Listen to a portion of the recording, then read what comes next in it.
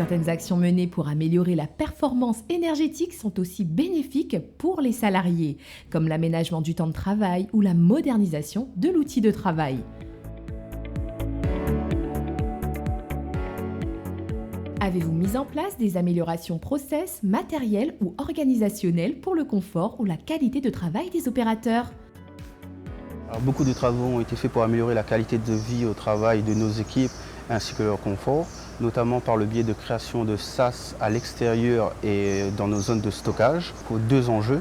Le premier, diminuer drastiquement la déperdition de froid, et le second, un confort pour nos collaborateurs qui chargent et déchargent nos produits. Toujours pour améliorer la qualité de vie, nous avons aussi décidé de supprimer tous nos groupes froids sur les chambres froides pour passer sur une seule centrale, ce qui nous permet de diminuer notre consommation électrique. Nous avons pour objectif aussi de créer une nouvelle usine de seconde transformation. Le fait de créer cette nouvelle usine va nous permettre d'optimiser notre consommation en énergie et surtout améliorer considérablement le confort de travail de toutes nos équipes.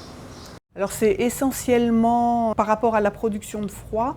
Quand on a du personnel d'exploitation qui travaille dans les chambres froides au sol en tant que piéton, on arrête la production de froid négatif et du coup ils n'ont pas cette sensation de vent glacial autour d'eux et ils n'ont pas de bruit non plus. Alors donc nous on a travaillé beaucoup sur la partie process qui fait que les machines se mettent automatiquement à l'arrêt dès qu'il n'y a pas de produit, dès que la chaîne, on va dire, à vide. Donc, qui fait que ça en consomme moins. Et dès que le produit revient, à ce moment-là, la machine se remet automatiquement en service. On a pu voir les bénéfices liés à cette partie d'arrêt de process qui fait qu'on arrête automatiquement une chaîne d'équipement.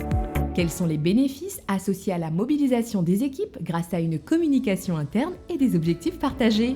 Au niveau communication interne, du coup, ça a mis en place une bonne communication entre l'exploitation et la maintenance, justement pour la mise en route des horaires de démarrage de froid, en fonction des contraintes liées à l'exploitation et des contraintes liées à la maintenance.